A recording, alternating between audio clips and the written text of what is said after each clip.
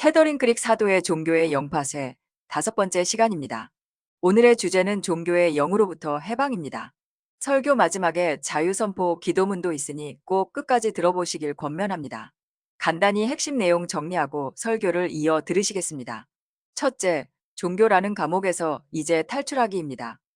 예수님은 인류를 짓누르던 저주를 깨뜨리시고 하나님과 장벽 없는 친밀한 관계를 회복하셨습니다. 이제 우리는 담대히 지성소로 직접 들어갈 수 있다는 사실을 기억하십시오. 둘째, 정죄와 심판의 목소리를 단호히 거절하십시오. 종교의 영은 늘 성과에 집착하게 만들지만 하나님은 우리의 실적이 아니라 그냥 우리 자체를 자랑스러워 하시고 기뻐하십니다. 셋째, 진정한 변화는 노력이 아닌 사랑에서 시작됩니다. 의무감의 옷을 벗고 예수님의 거부할 수 없는 사랑을 만나보세요. 성령님의 능력이 여러분의 삶을 저절로 새롭게 하실 것입니다. 이제 캐더린 크릭 사도의 설교를 들으며 종교의 영을 내쫓고 하나님과의 진짜 친밀함을 완벽히 회복하시겠습니다. 오늘 여러분은 종교의 영으로부터 해방될 것입니다.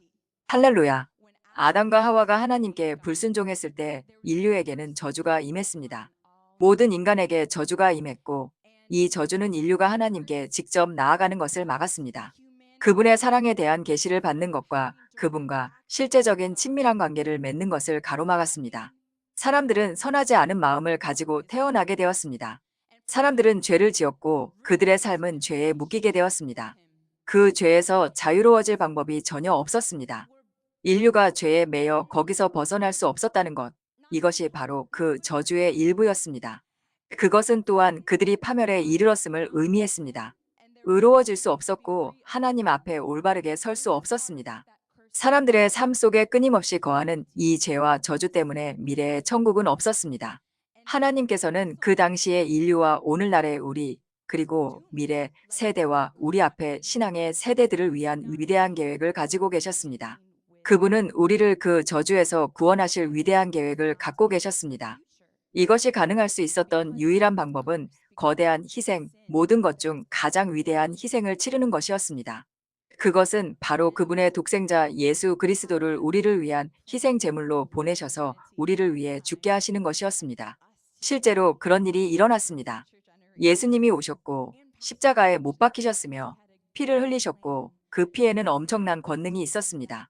예수님이 오시기 전에는 죄를 덮기 위해 동물 제사를 드려야 했습니다. 하지만 동물 제사는 약간의 도움이 될 뿐 아주 작은 흔적만 남길 수 있었습니다. 성도들은 죄로부터 완전히 자유로워질 수 없었습니다.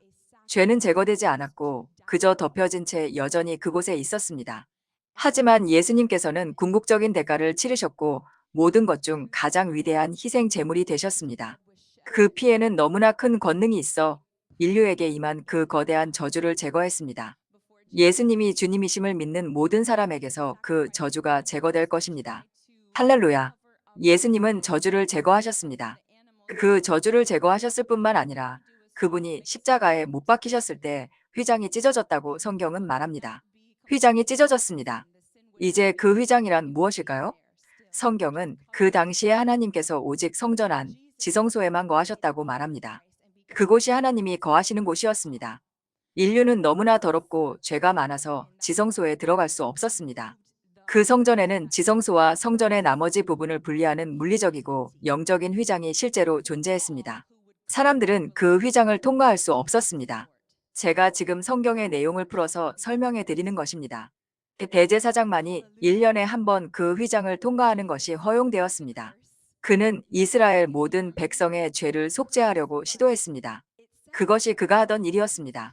하지만 오직 그만이 1년에 단 한 번만 지성소에 들어갈 수 있었습니다. 그것은 하나님과의 직접적인 접촉, 아무도 사이에 끼지 않는 하나님과의 직접적인 친밀한 관계를 상징합니다. 그것이 상징하는 바가 바로 그것입니다. 그것이 지성소입니다. 그래서 예수님이 십자가에 못 박히셨을 때 성전의 휘장이 실제로 찢어졌다고 성경은 말합니다.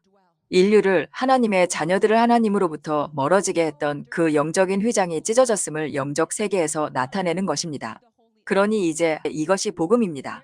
누구든지 예수님이 주님이시며 세상의 구원자이심을 믿는다면 여러분은 지성소로 직접 들어갈 수 있습니다. 하나님께 직접 나아갈 수 있고 친밀함과 관계를 누릴 수 있으며 중간에 아무도 없이 지속적으로 교제할 수 있다는 뜻입니다. 중보자가 필요 없습니다. 할렐루야. 히브리서 4장 14절에서 16절을 읽어보겠습니다. 그러므로 우리에게 큰 대제사장이 계시니 승천하신 이곳 하나님의 아들 예수시라 우리가 믿는 도리를 굳게 잡을지어다.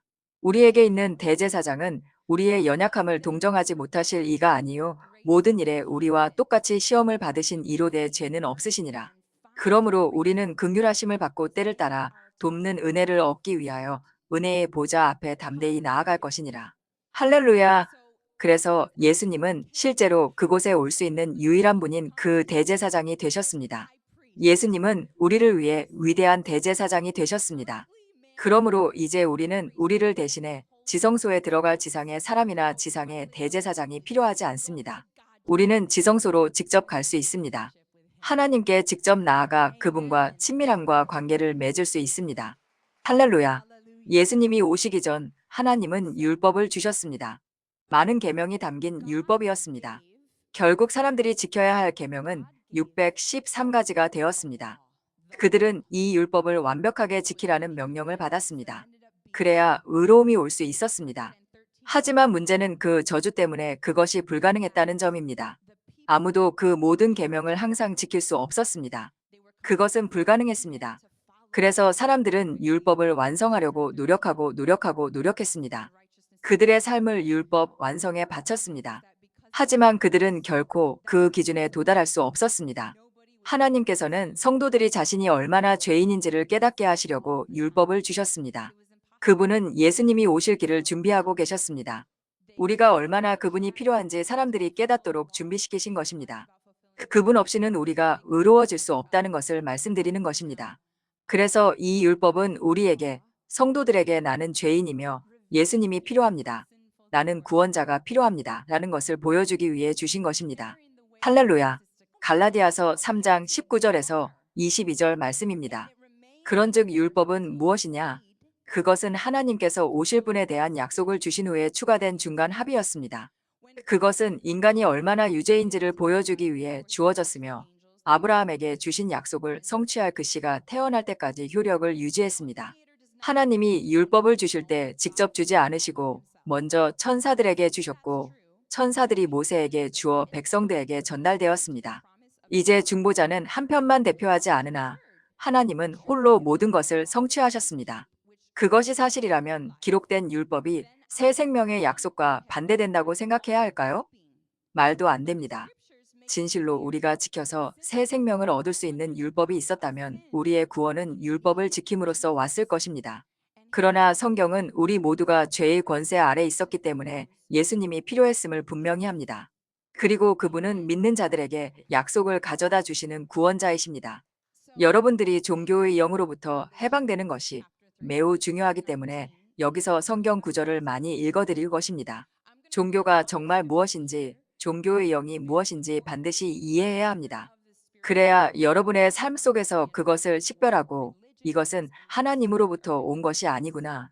내가 하나님께로부터 왔다고 생각했던 것, 옳다고 믿었던 것이 사실은 악한 영적인 종교의 영이었구나라고 깨달을 수 있습니다. 종교, 모든 종교에 대해 말하는 사람들이 많은데 제 생각에 성도들은 이것이 의미하는 바에 대해 혼란스러워하고 온전한 이해를 하지 못하고 있는 것 같습니다. 그러므로 오늘 여러분은 진리를 알게 될 것이고 자유롭게 될 것입니다. 지식이 없어서 망하지 않을 것입니다. 여러분은 이 지식을 알게 될 것입니다. 할렐루야. 갈라디아서 3장 1절을 열정 번역본으로 읽어드리기 전에 잠시 설명 먼저 드리겠습니다. 바울은 지금 갈라디아 사람들에게, 즉 특정 교회에 말하고 있으며 그들을 바로잡아 주고 있습니다. 그들이 종교적으로 살고 있었고 종교의 영의 영향을 받으며 살고 있었기 때문에 그들을 훈계하고 있는 것입니다. 그들은 이미 예수님을 소개받았고 예수님께 삶을 드린 상태였습니다. 그들은 이미 바울과 다른 이들이 전하는 복음을 통해 하나님의 말씀을 들었습니다.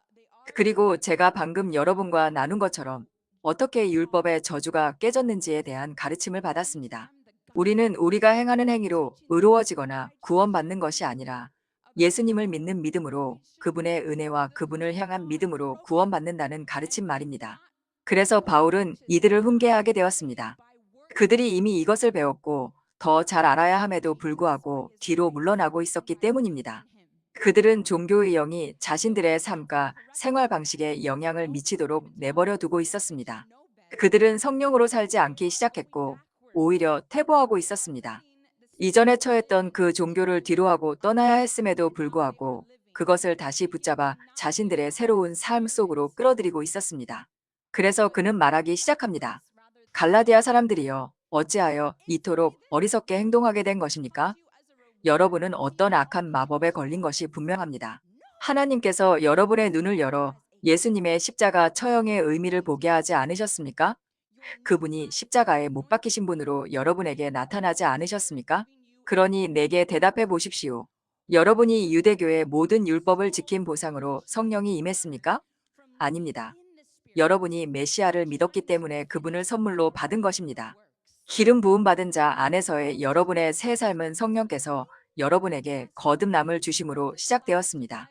그런데 왜 그렇게 어리석게도 성령 안에서 사는 삶에서 돌아서서 여러분 자신의 행위로 끝을 맺으려 합니까?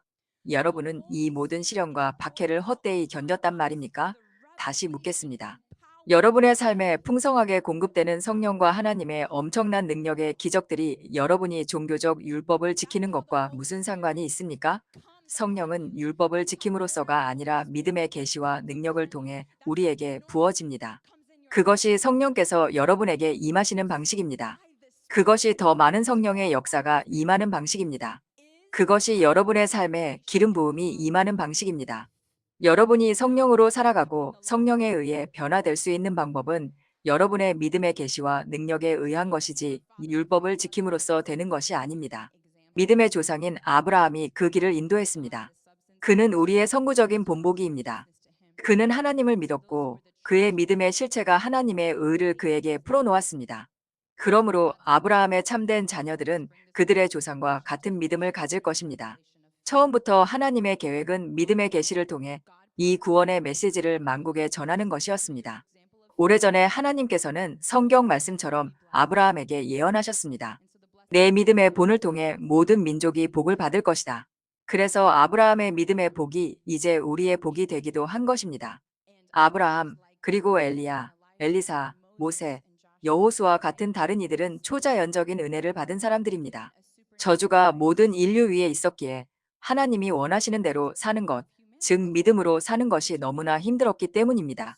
그것을 매우 어렵게 만들었지만 하나님께서는 이 사람들, 즉 하나님의 종들인 아브라함, 엘리야, 엘리사, 모세에게 초자연적인 은혜를 주셨습니다.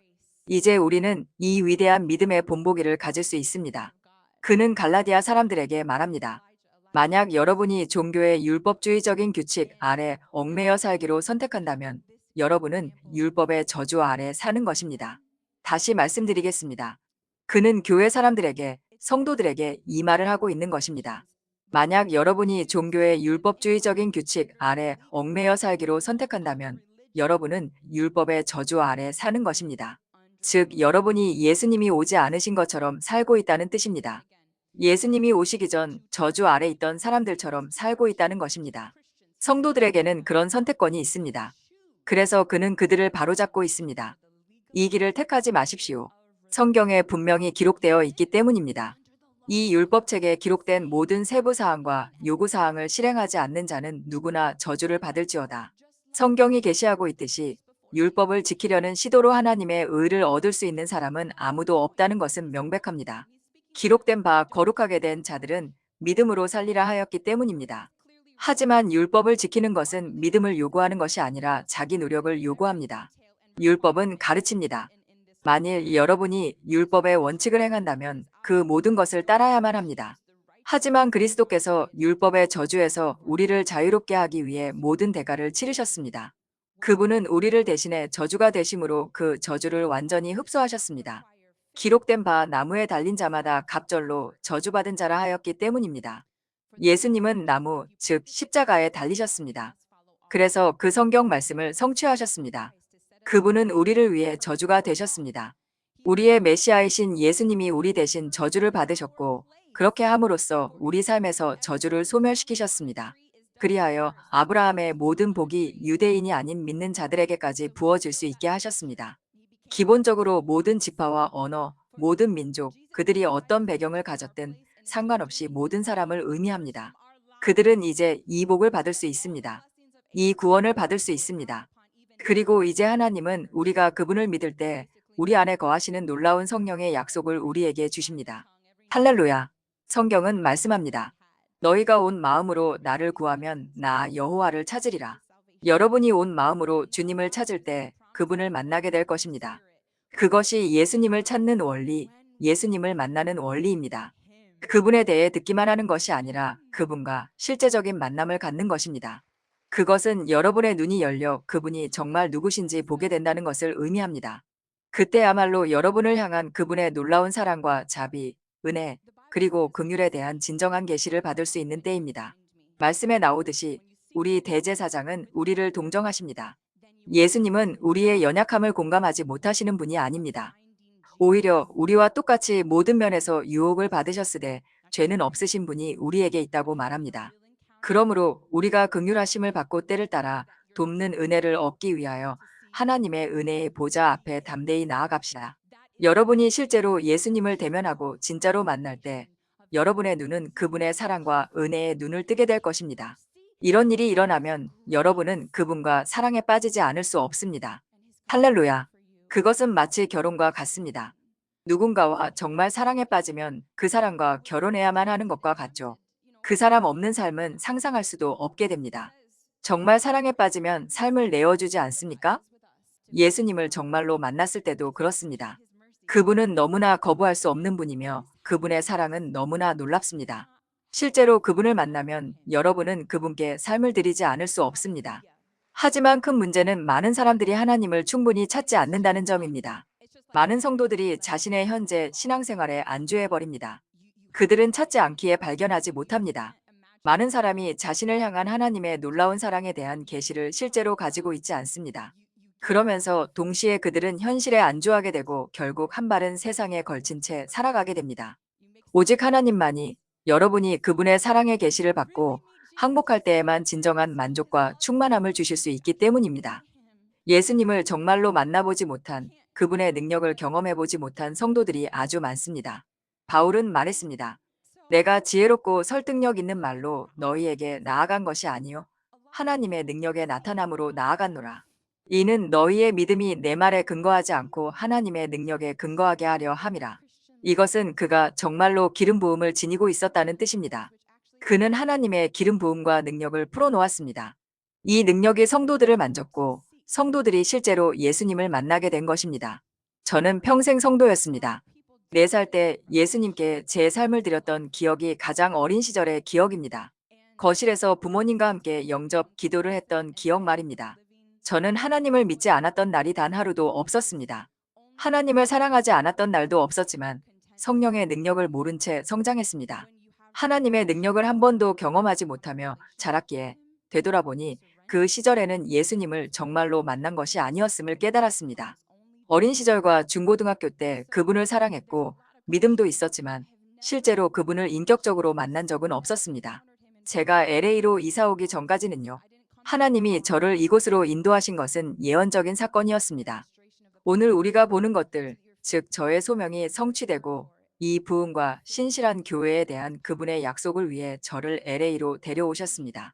그것이 이유였습니다. 그래서 2013년 LA로 이사하자마자 하나님께서 제 영 안에서 저를 추격하고 계심을 느낀 것은 매우 예언적이었습니다. 그것이 하나님이 하시는 일이기 때문입니다.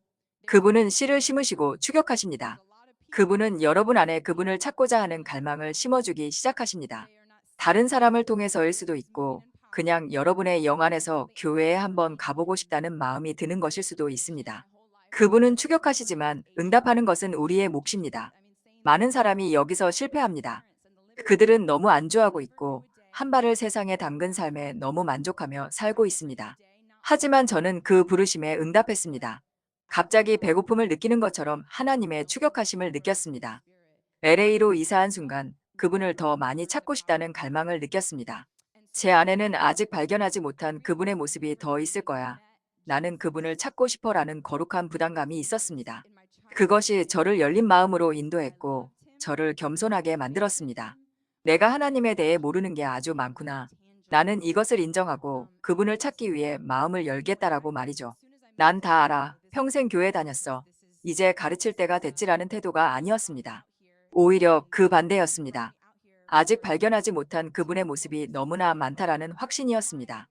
그 마음이 저를 겸손하고 가르침을 받을 준비가 된 상태로 만들었습니다.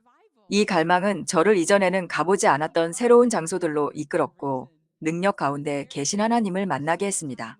제 20대 중반에 처음으로 기적이 일어나는 것을 목격했습니다. 사람들이 치유되고 악한 영들이 정체를 드러내며 쫓겨나가는 것을 보았습니다. 악한 영들이 떠는 것을 그때 처음 보았습니다. 그 전까지는 그들이 존재하는지도 몰랐습니다. 그리고 예언 사역을 접하게 되었는데 그것은 저를 향한 하나님의 친밀한 사랑에 눈을 뜨게 해 주었습니다. 그분이 얼마나 가까이 계시는지, 그분이 정말 나를 알고 계시고 항상 함께 하신다는 사실이에요. 예언 사역을 통해 경험한 사랑은 그분이 판단하시거나 정죄하시는 분이 아님을 보여주었습니다. 그분이 저에게 하실 수 있는 수많은 말들 중에서 그분은 오직 지극한 사랑만을 말씀하셨기 때문입니다. 그것은 진정한 그분의 기름 부으심이었습니다. 그래서 단순히 어떤 사람이 하나님은 당신을 사랑해요 라고 말하는 것보다 더 깊이 여러분을 만집니다. 예언의 말씀을 통해 하나님의 능력인 기름 부음이 임할 때 그것은 하나님을 만나는 순간이며 그분이 실제적으로 느껴지는 순간입니다. 하나님은 여러분에게 말씀하십니다. 내가 너를 너무나 사랑한다. 내가 자랑스럽다. 너를 흠모한다. 이 세상 그 누구보다 너를 진심으로 사랑한다. 마치 이 세상에 너 한 사람뿐인 것처럼 너를 사랑한다. 제가 처음 하나님의 능력을 경험했을 때 일어난 일이었고, 저는 그분과 사랑에 빠졌습니다. 그리고 모든 것을 항복했습니다. 예수님 감사합니다. 그분의 사랑은 너무나 압도적이어서 마치 제 안의 나쁜 부분들은 보지도 않으시는 것 같았습니다. 그분은 자신이 창조하신 아름다움과 선함, 그리고 제 삶을 향한 계획들에 집중하셨습니다. 제가 보지 못했던 제 마음의 선한 부분들을 보시고 그것을 자랑스러워하시고 아껴주셨습니다. 그날 이전까지 저는 하나님과 관계를 맺는 법을 몰랐습니다. 그저밤에 기도하는 법만 알았고 대개 똑같은 반복적인 기도였습니다. 이제 잠자리에 누우며 주님께 내 영혼을 지켜주시길 기도합니다. 밤새 나를 안전하게 지켜주시고 아침 햇살과 함께 깨워주소서. 매일 밤 그렇게 말하곤 했습니다. 그리고 성경을 읽어야 한다는 것도 알고 있었습니다. 하지만 결국 고등학교 내내 성경을 제대로 읽지 않았습니다. 그러다 한 발을 세상에 담기 시작했고 미지근해지기 시작했습니다.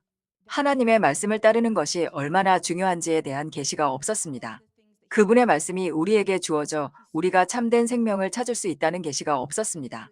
악한 영들이 들어오는 문이 열리지 않도록 보호받을 수 있다는 계시도 없었습니다.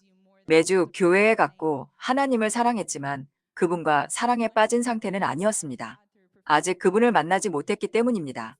실제로 만나지 않은 사람과 사랑에 빠질 수는 없으니까요. 대학에 가서도 여전히 하나님을 사랑했습니다. 그분에 대해 이야기하는 것을 좋아했지만 세상 친구들도 있었습니다.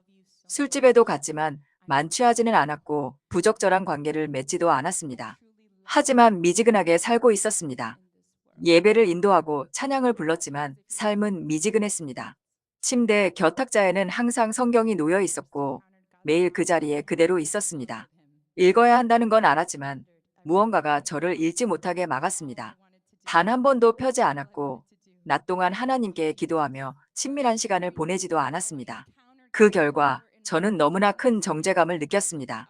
세상에, 난 정말 끔찍한 성도야. 나한테 문제가 뭘까? 왜 성경 하나 못 펴는 거지? 난 충분히 잘하지 못하고 있어. 내가 왜 이럴까? 그렇게 살았습니다. 정죄 속에 살았습니다. 저를 향한 하나님의 사랑보다 하나님의 정죄를 더 많이 생각하며 살았습니다. 그러다 하나님의 도구들을 통해 움직이는 그분의 능력으로 예수님을 정말로 만났을 때 모든 것이 변했습니다. 전에는 예수님이 저를 이토록 사랑하신다는 것을 몰랐습니다. 그분의 사랑이 제 삶의 어떤 죄나 나쁜 부분들도 다 집어삼킨다는 것을 몰랐습니다. 그분의 사랑이 소멸하는 불처럼 모든 것을 삼켜버린다는 것을 몰랐습니다. 하나님이 제 안에서 그런 아름다움을 보신다는 것을 몰랐습니다. 하지만 그분을 만났을 때 저는 보게 되었습니다. 하나님, 당신의 사랑은 정말 그 순간 영적 세계에서 일어난 일은 이런 것이었습니다. 오, 내가 생각했던 예수님의 모습은 이런 거였는데 우선 이런 사랑의 모습이 아니었고 정죄하고 판단하는 모습이었습니다. 그래서 그분께 가까이 가고 싶지 않게 만들었습니다.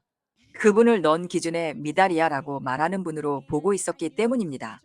그것은 저를 부끄럽게 만들었고 그냥 무시하고 제 갈 길을 가면서 성경도 안 펴고 대화도 안 하게 했습니다. 수치심 때문입니다. 아담과 하와에게 일어났던 일이 바로 그것입니다. 아담과 하와는 실수를 저질렀지만 하나님은 그들을 너무나 사랑하셨습니다. 하지만 그들은 실수를 했고 즉시 마귀가 정죄와 심판을 말하는 것을 들었습니다.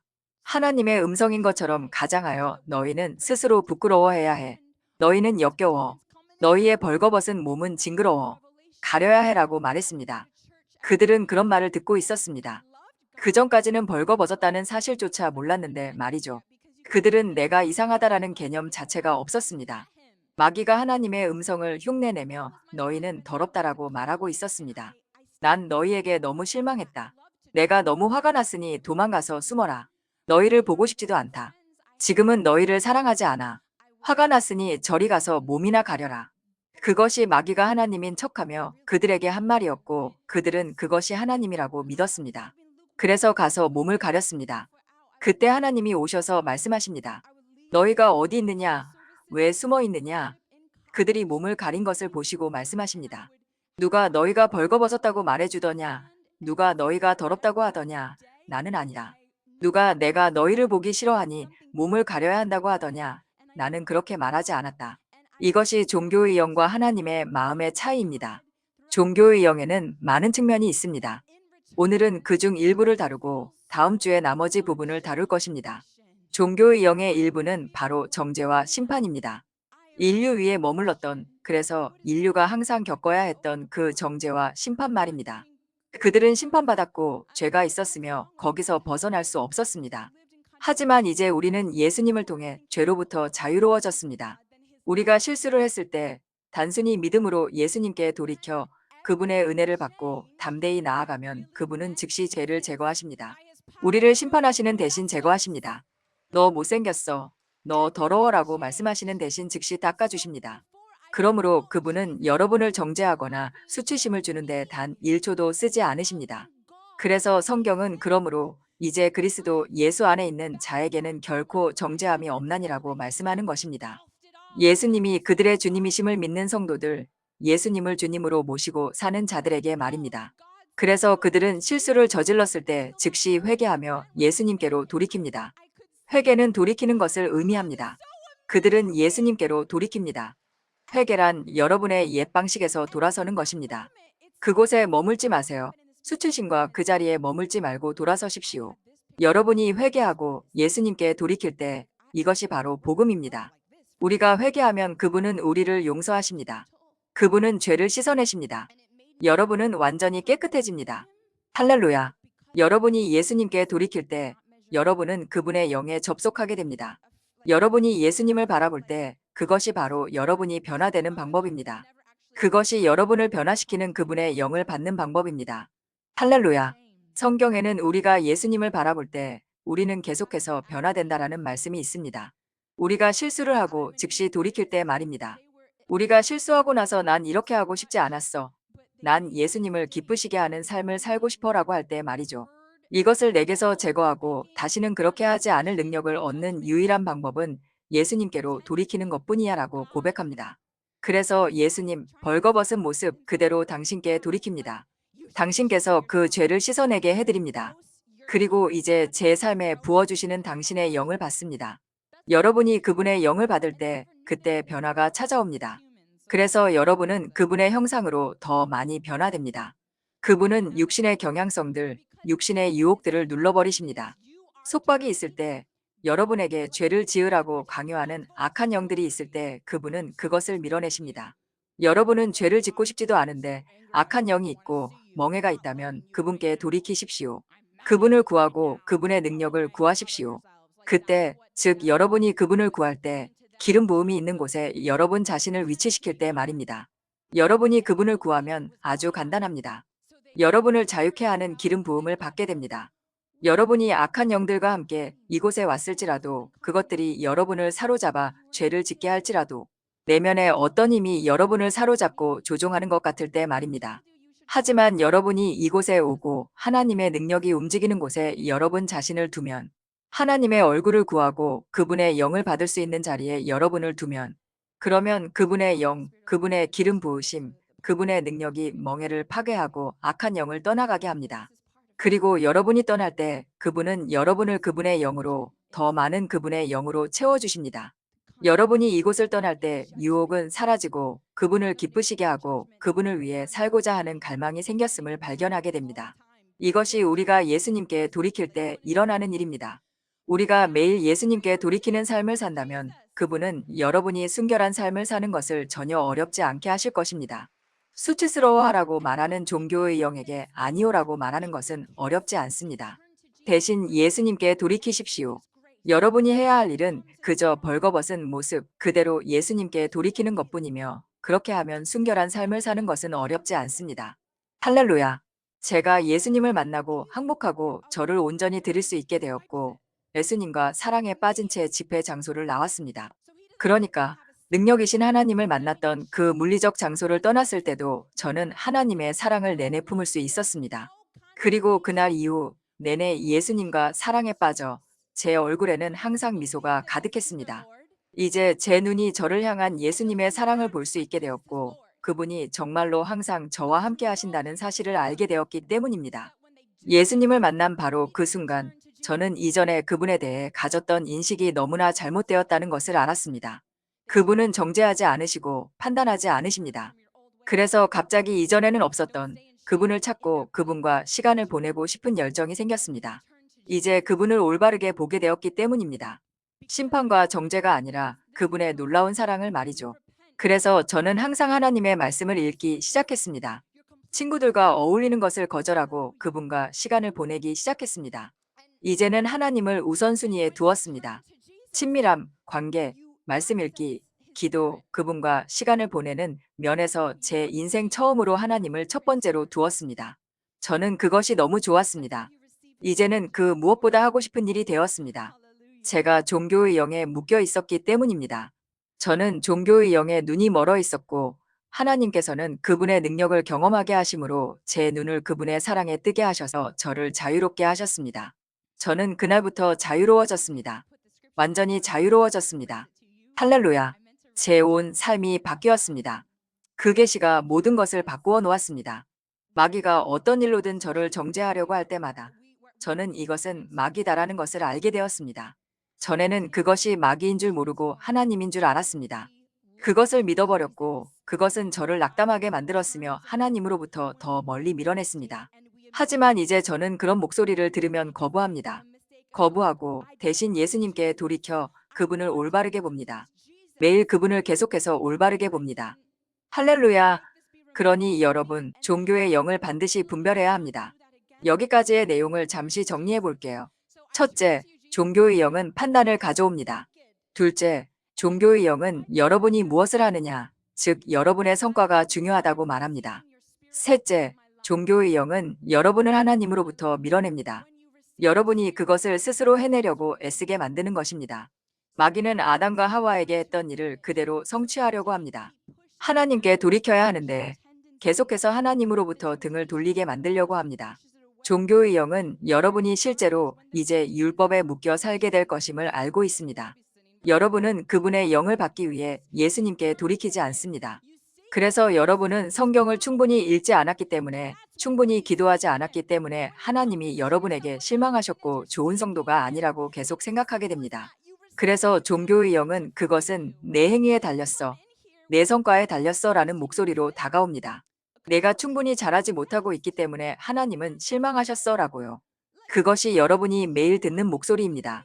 실제 진실은 하나님께서 난 너를 사랑한다. 내가 자랑스럽다. 내 미래가 기대된다라고 말씀하신다는 것입니다. 내 삶에서 성취될 약속들, 우리가 함께 이룰 너를 향한 나의 계획들 때문에 말이다. 이렇게 말씀하시죠. 하나님은 기쁨으로 충만하시고 여러분을 향한 위대한 사랑으로 가득 차 계십니다. 시편의 어떤 구절에는 아버지가 자녀를 사랑하는 모습은 하나님이 여러분을 사랑하시는 모습의 아주 작은 단편일 뿐이라고 나옵니다. 매일 그분은 사랑한다라고 말씀하십니다. 하지만 여러분이 종교의 영의 말을 듣고 있으면 그분이 말 그대로 매일 난 내게 실망했다. 부끄럽다라고 말씀하신다고 생각하게 됩니다. 충만함은 오직 여러분이 예수님을 바라보고 그분에 대한 참된 계시를 가질 때에만 옵니다. 그 충만함을 가질 때 여러분은 세상에 그 어떤 것도 필요하지 않습니다. 세상으로부터 그 어떤 것도 원하지 않게 됩니다. 여러분이 끊임없이 그분을 바라볼 때 그분의 영이 여러분을 변화시켜 여러분은 그분을 너무나 기쁘시게 해드리고 싶어집니다. 그것이 자연스럽게 여러분의 가장 큰 열정이 됩니다. 그래서 이제 여러분은 말 그대로 매일 그분을 기쁘시게 하기 위해 살게 됩니다. 여러분이 그렇게 살 때 마귀에게 향하는 문들은 닫힙니다. 여러분은 그분의 뜻 안에서 살게 됩니다. 하나님 나라를 위해 강력한 일들을 하게 되며 풍성한 삶을 살게 됩니다. 하지만 여러분이 종교의 영의 말을 들을 때는 하나님의 사랑에 대한 계시가 없으므로 그런 만족감을 누리지 못합니다. 그분의 영을 바라보지 않기에 그분은 여러분에게 필요한 그 만족감을 주실 수 없습니다. 그분이 여러분을 부끄러워하신다는 소리를 듣고 있으니 여러분은 그분으로부터 점점 더 멀어집니다. 하나님으로부터 점점 더 밀려나는 일이 일어나는 것입니다. 이것은 스스로 성도라고 주장하는 사람들을 결국 지옥으로 보내게 될 수도 있습니다. 실제로 하나님과 멀리 떨어진 채 살고 있기 때문입니다. 이것이 바로 종교의 영의 진짜 위험성입니다. 마귀의 가장 큰 계략 중 하나가 성도들의 눈을 종교의 영으로 멀게 하는 것입니다. 마귀는 이 영을 가지고 사람들을 지옥으로 보내려 합니다. 우리는 최근에 낡은 가죽 부대에 대해 많이 배워왔습니다. 낡은 가죽 부대는 바로 그 옛날 방식의 사고 방식입니다. 율법 아래 있는 사고 방식입니다. 하나님의 은혜에 대한 계시 없이 상황이 정말 많이 변했다는 사실을 모른 채 하나님의 말씀을 인식하는 것입니다. 여러분은 새 언약에 따라 성경을 읽어야 합니다. 구약에서 신약에 이르기까지 새 언약에 따라 하나님의 말씀을 읽어야 합니다. 낡은 가죽 부대 방식으로 읽어서는 안 됩니다. 이것이 지금 이 부흥 속에서 하나님이 행하고 계신 커다란 일입니다. 종교의 영에 사로잡혀 고통받는 성도들이 너무나 많습니다. 이제 하나님은 그분의 백성을 자유롭게 하고 계십니다. 여러분의 삶 속에서 판단을 통해 다가오는 이 종교의 영을 어떻게 식별하는지 말씀드리겠습니다. 먼저 우리는 하나님의 성품을 알아야 합니다. 하나님은 우리가 인간임을 이해하십니다. 하나님은 우리가 피곤해하고 잠이 필요하다는 것을 이해하십니다. 아이들이 있고 그 아이들에게 필요한 것이 많다는 것을 이해하십니다. 예기치 못한 일이 생기고 마귀가 공격을 해온다는 것을 이해하십니다. 하나님은 때때로 상황을 그렇게 만드는 이 모든 것들을 이해하십니다. 우리가 하나님과 시간을 보내기로 계획했던 것들 말입니다. 말씀을 읽고 시간을 따로 떼어놓은 것들이요. 때때로 일이 생겨서 계획했던 만큼 시간을 보내지 못할 때가 있습니다. 어쩌면 하나님께서 그분의 나라를 위해 무언가를 하라고 여러분에게 요청하셨을 수도 있습니다. 그러므로 우리는 하루에 적어도 성경 한 장은 읽어야 해. 안 그러면 하나님이 실망하실 거야 라는 식의 종교적인 방식으로 살아서는 안 됩니다. 여러분 중 일부는 그렇게 배워왔습니다. 하나님이 누구신지에 대한 잘못된 종교적 계시가 여러분의 삶에 깊이 들어온 것이었습니다. 그것 때문에 여러분은 내가 성경을 읽고 기도하고 금식할 때 비로소 내 자신에 대해 만족감을 느낄 수 있어라고 생각합니다. 그러면 하나님도 나와 괜찮으시고 내가 좋은 성도라는 걸 알게 되어 안심할 수 있어라고요. 여러분은 그렇게 살고 있는데 그것은 완전히 행위 기반이며 하나님의 모든 은혜를 잊어버린 것입니다. 하나님과의 친밀함을 잊어버리고 그것이 관계에 관한 것임을 잊어버린 것입니다. 하나님, 오늘 제가 무엇을 하길 원하시나요? 어떻게 당신과 시간을 보내길 원하시나요? 어떻게 당신의 말씀을 읽길 원하시나요? 이렇게 물어야 합니다. 성령님은 바람처럼 움직이시며 매일 똑같은 방식에 머물지 않으신다는 것을 이해해야 합니다. 물론 이런 거룩한 습관은 좋은 것입니다. 아시다시피 성경 통독과 묵상을 맨 처음에 두지 않으면 결국 마지막 자리에 두게 될 수 있기 때문입니다. 하지만 하루가 지나갔는데 성경을 읽기도 전에 잠이 들어버렸다면 아침에 일어나서 하나님이 실망하셨을 거야 라고 하지 마세요. 어제는 성령님이 다른 방식으로 움직이셨구나라고 생각하세요. 깨어나서 주님, 좋은 아침입니다. 라고 하세요. 여러분은 하나님께서 보여주신 그분의 사랑의 계시로 매일 끊임없이 마음을 새롭게 하며 살아야 합니다. 여러분 중 많은 분이 제가 경험했던 것과 같은 만남을 가졌고 모든 것이 어떻게 변했는지 알고 계실 것입니다. 그분이 정죄하는 하나님이 아니라는 것, 그분의 사랑과 은혜가 그분의 본 모습이라는 것을 여러분은 압니다. 아직 그런 경험이 없다면 오늘 경험하게 될 것입니다. 영적 세계에서 일어나는 이러한 공격들을 인식하며 매일을 살아야 합니다. 그래야 정죄하는 생각이 들 때 즉시 그것을 포착하여 거부하고 예수님께로 돌이킬 수 있습니다. 하나님을 올바르게 보고 마귀의 정죄라는 거짓말을 거부하며 하나님이 여러분의 편이시라는 계시를 가지고 사는 것입니다. 오늘 이 하루 동안 일어나야 할 일은 여러분의 종교적인 계획이 아니라 그분의 계획입니다. 겸손하게 주님, 오늘 저를 인도하소서. 저는 온전히 주님의 뜻 안에 있기를 원합니다. 라고 나아가야 합니다. 하루 종일 하나님과 친구가 되어 살아가는 것입니다. 성과에 집착하는 종교의 영은 단지 기도라는 행위 자체가 하나님을 기쁘게 한다고 생각하는 경향이 있습니다. 평소에는 쓰지도 않는 종교적인 언어로 말하기 시작합니다. 하도다, 하시옵소서 같은 옛날 말투를 씁니다. 아닙니다. 여러분은 계시를 가지고 기도해야 합니다. 주님의 이름을 거룩하게 하옵소서라고 할 때 주님의 이름은 위대하시며 찬양받기 합당하십니다. 라고 찬양하는 것입니다. 가장 친한 친구처럼 그분께 말하십시오. 하나님, 오늘 제 삶에 주님의 뜻이 이루어지길 원합니다. 저를 통해 주님의 나라가 임하길 원합니다. 제 의지를 주님께 드립니다. 주님의 영으로 온전히 인도받기를 원합니다. 기름 부음이 임하여 주님이 신뢰하실 수 있는 통로가 되게 하소서. 예수님, 저를 먹이시고 입히시니 감사합니다. 제게 필요한 모든 것을 주셨습니다. 다음 주에 청구서 대금을 어떻게 낼지 모르겠지만 주님이 공급해 주실 것을 압니다. 마귀의 모든 방식들은 떠나갈지어다. 하나님, 어제 제가 누군가에게 화를 냈습니다. 주님의 마음을 더 담고 싶습니다. 저를 용서해 주셔서 감사합니다. 회개하며 주님께 돌이킵니다. 주님, 저는 원수를 사랑합니다. 저를 공격했던 그 사람을 용서하고 축복합니다. 승리를 주신 주님께 감사합니다. 주님의 능력이 제 삶에 있는 마귀의 모든 멍해와 계략을 이기셨음을 선포합니다. 이것은 여러분을 위한 작은 예시일 뿐입니다. 기도해야 하니까라는 생각으로 화려한 단어들을 써가며 기도하지 마십시오. 우리는 하나님과 실제적인 친밀한 관계를 맺어야 합니다. 마음을 다해 그분께 기도하십시오. 그것이 진짜 친밀함이 되게 하십시오. 때로는 단 5분일 수도 있습니다. 하지만 남은 하루 동안 여러분은 여전히 친구처럼 그분과 대화하게 될 것입니다. 이렇게 할 때 여러분은 성령으로 살 수 있게 됩니다. 종교적으로 행위를 하는 것은 자기 만족과 과실을 위한 것입니다. 하지만 하나님을 향한 사랑으로 행위를 할 때 여러분은 여전히 많은 선한 일들을 하게 됩니다. 종교가 아니라 하나님께 순종하는 마음으로 하는 것입니다. 실수를 하게 되면 정죄받는 것이 아니라 죄책감을 느끼고 슬퍼하게 됩니다. 그리고 예수님께 고백하고 다시는 같은 실수를 하고 싶지 않도록 도움을 구합니다. 이제 종교로부터, 정죄로부터 자유롭게 살 때입니다. 지금 이 시간 여러분 모두의 삶에서 이 종교의 영이 떠나가도록 선포하겠습니다. 여러분 중 일부에게는 그것이 내면에 있는 영, 악한 영입니다. 악한 영이 여러분의 머릿속에 끊임없이 정죄를 속삭이고 있습니다. 악한 영은 여러분을 하나님으로부터 밀어내려 하고 있습니다.